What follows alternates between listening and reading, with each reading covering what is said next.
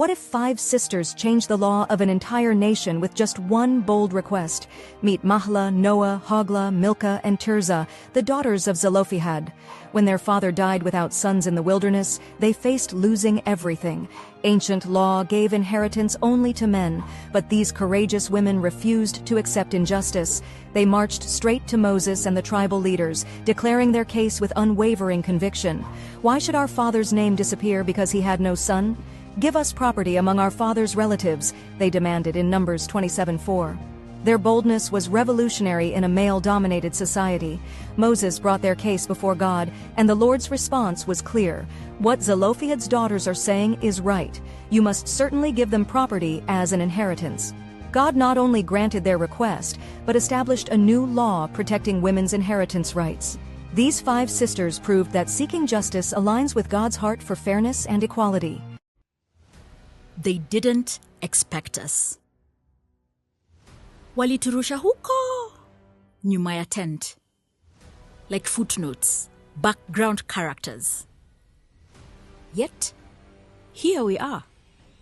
Tumekuja kwa streets na tumekuja sote. Because when one of us is targeted, all of us are affected. Kwa taarifa yenu, we're not your property.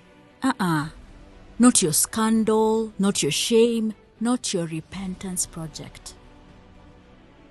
We are the stranger you pushed past on your way to covenant and calling. But God ni nani?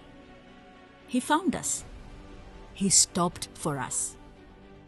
They said the law was not for us. We asked, why not? Stood before the prophets and the priests, and guess what? God said, they are right. The law shifted, the ground moved, and justice made room for our names. So today, in this public square, beneath the flags and the fading promises, we ask, why is justice still gendered? Why is the 3rd gender rule still a theory, a footnote in a constitution they love to quote, but never obey? Why have father's ID to renew her passport? Why can she wear the collar and stand at the altar? Why is her womb a reason to be skipped, her pregnancy a pause for her purpose? Why must the custody of her children be pegged on her financial muscle?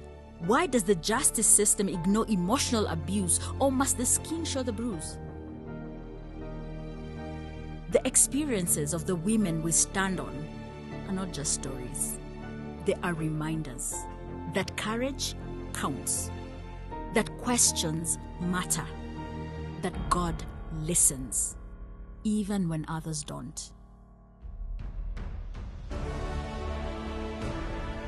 So we ask again, why is equality still postponed? Why must womanhood be defended like a crime? Why is her voice always the one needing permission?